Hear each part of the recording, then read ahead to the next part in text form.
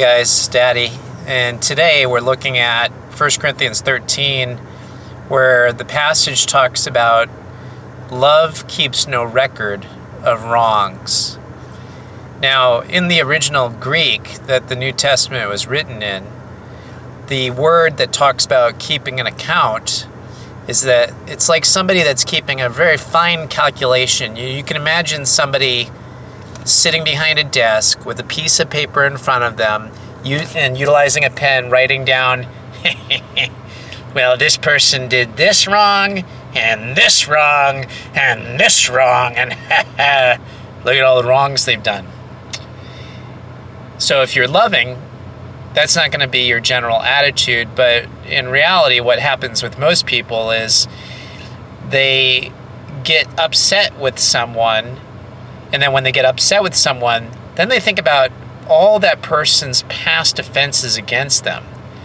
And then when they get in an argument with that person, it's like, well, not only did you do this wrong, but this is what you did in the past, and you did this, and blah, blah, blah, and it just goes on and on. It's like a laundry list or a shopping list of all the things you've ever done wrong against them, or they've done wrong against you. You're just kind of spouting that all out. If we are loving, then we're not going to keep a list. And this brings up an important biblical principle that when somebody does something wrong, you deal with that thing one time and then that's it, and then that goes away. So if they did something against you, there might be consequences, and that's okay. I mean, there should be consequences when somebody does wrong against you.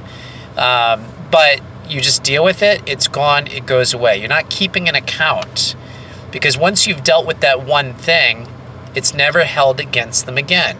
It's kind of like our sins that Jesus has forgiven. The devil would try to hold those sins against us over and over and over, but Jesus would say to us, if you've repented of that sin and asked me for forgiveness for that sin is separated from you as far as the east is from the west, never to come in contact with you again. It's gone, it's done, paid for. And we should have the same attitude towards others. When they wrong us, we forgive them that one time, we deal with it, maybe there's a consequence, but it never comes up again. And that has to do with an attitude of forgiveness. So if you find yourself keeping a laundry list of offenses that somebody's committed against you, and that list's just getting longer and longer, then you haven't dealt with it in a loving manner. You need to forgive them and move on. And that's how love applies to keeping no record of wrongs. Anyway, love you guys. I'll talk to you later.